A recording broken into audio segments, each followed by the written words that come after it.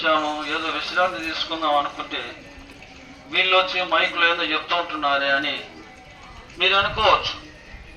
ఇక్కడ కూర్చున్న వారిలో ఎవరు ఖాళీగా లేరు, అందరూ పనులకు పోయేటోళ్ళే. మీ మాదిరి పనులకు పోయేటోళ్ళమే మేము కూడా.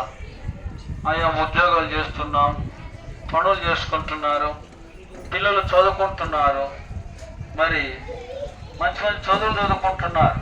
ఏదో ఊరికి మరి ఏదో ఇక్కడికి వచ్చి డోలు డంకా వాయించుకుంటూ ఏంది సందడి చేస్తున్నారని మీరు అనుకోవచ్చు.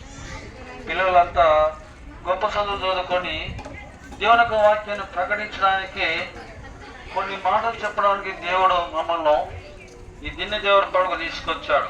అంతేగాని పనులు పాటలు లేకుండా, ఉద్యోగాలు చదువులు లేకుండా బేకారీగా అంటారు కదా, బేకారీగా ఎవరు ఏం లేరు.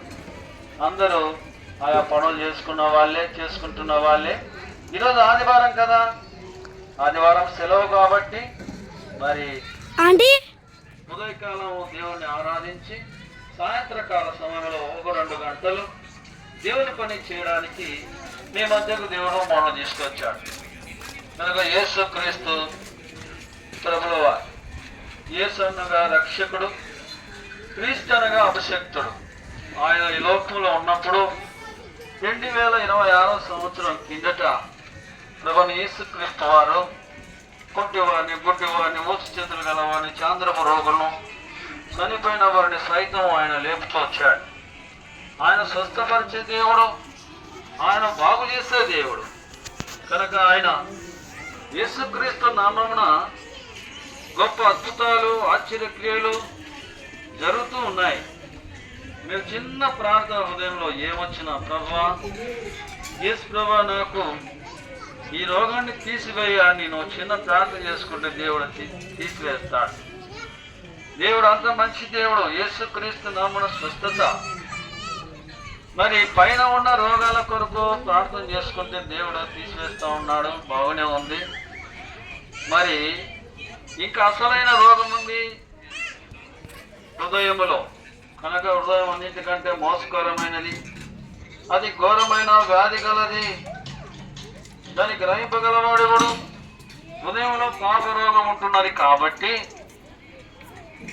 మనకు ఇళ్ళు ఉన్నాయి, భార్య పిల్లలు ఉన్నారు, అంత పని చేసుకుంటున్నాం. కానీ హృదయంలో పాపం ఉన్న దాన్ని బట్టి ఇల్లు ఉన్నా, భార్య పిల్లలున్నా సంతోషం లేదు.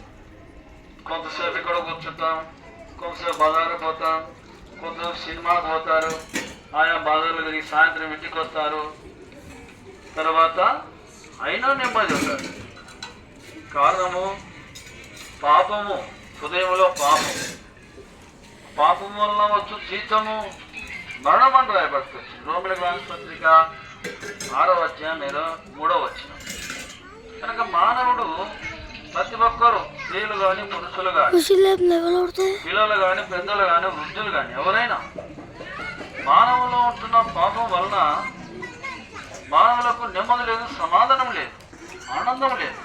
ఏందయ్యా తెచ్చుకుంటున్నాం, తింటున్నాం, ఆనందం లేదు. ఈరోజు ఆదివారం ఏదో ఒక స్పెషల్ ఉంటుంది. చేపల, రొయ్యల, పిట్టల, కాకుల ఏవో తింటూ ఉంటారు కదా. అలాగా మంచిగా బిర్యానీ చేసుకొని తిని ఉండవచ్చు, కానీ నెమ్మది లేదు, అరిగిపోయింది అది పాడికి. అయినా బాధ కదా. ఎందుకు కారణం అంటే హృదయంలో పాపం ఉన్నది కాబట్టి సమాధానం, సంతోషం లేదు. అందుకే యేసు ప్రభు ఆ సంతోషాన్ని ఇవ్వడానికి ఈ లోకానికి వచ్చాడు. యోహాను సువార్త 14వ అధ్యాయం 27వ వచనంలో, శాంతిని మీకు అనుగ్రహించి వెళ్ళుచున్నాను, నా శాంతిని మీకు అనుగ్రహించుచున్నాను, లోకం ఇచ్చినట్లు మీకు ఇవ్వడం లేదు, మీ హృదయమును కలవరపడనీయకుడే అంటున్నాడు. లేదు సహోదరా, నీ హృదయంలో పాపాన్ని తీసివేయాలని, నీ హృదయంలో కలవరం ఉంటుందని దేవాది దేవునికి కుమారుడు భూమి మీదకి వచ్చి నీకు సమాధానం ఇవ్వడానికి వచ్చాడు. ఆ సమాధానం ద్వారా ఈ భూమి మీద యేసుక్రీస్తుని అంగీకరించిన పిల్లలు నిత్య శాంతి, సమాధానం భూమి మీద ఉన్నంత వరకు సంతోషంగా ఉంటారు. ఉన్నా లేకపోయినా, తిన్నా తినకపోయినా, ఆదాయం ఉన్నా లేకపోయినా యేసు ప్రభు హృదయంలో ఉన్న దాన్ని బట్టి సంతోషంగా ఉంటారు.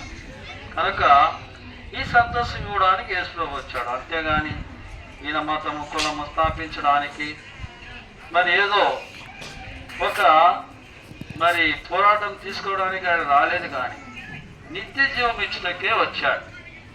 ఇంతవరకు ఒక వాక్యం చదివాం.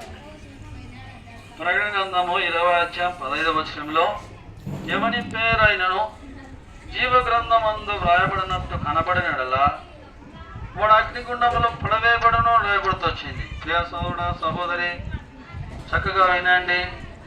పేరు లేకపోతే అగ్నిగుండంలో పడాలి. ఏ గ్రంథములో జీవ గ్రంథము అని రాయబడుతూ వచ్చింది. జీవ గ్రంథము ఆధ్యాత్మిక గ్రంథము, ఆత్మలు లిఖింపబడిన గ్రంథం. ఈ లోకంలో అనేక గ్రంథాలు ఉన్నాయి. ఎన్ని గ్రంథాలు ఉన్నాయో తెలియదు మనకు. కొన్ని గ్రంథాలు తెలిసేట్టు ఉన్నాయి. ఇంకా చిన్నగా గ్రంథాలు కాకుండా కొన్ని కార్డులు ఉన్నాయి. ఆధార్ కార్డులో నా పేరుందా, పాన్ కార్డులో నా పేరుందా, తర్వాత సచివాలయంలో నా పేరుందా, రేషన్ కార్డులో నా పేరుందా, తర్వాత ఇళ్ల స్థలాలు ఇచ్చేదాంట్లో నా పేరుందా లేదా అని వెతుకుతూ ఉంటాం కదా. అలాగా జీవగ్రంథంలో నీ పేరు ఉంటే నిత్య జీవము. ఈ లోకంలో ఉన్న గ్రంథాల్లో కార్డులలో నీ పేరున్నంత మాత్రాన మనము ఈ లోకాన్ని విడిచిపెట్టి ఏదో ఒక రోజు వెళ్ళిపోవాలి. ఆ కార్డులలో భూలోకంలో ఉన్న గ్రంథాల్లో మన పేర్లు రాయబడినంత మాత్రాన మనకు నిత్య జీవం ఉండదు, పాతాళమే. కనుక పాతాళాన్ని తప్పించాలి. పాతాళాన్ని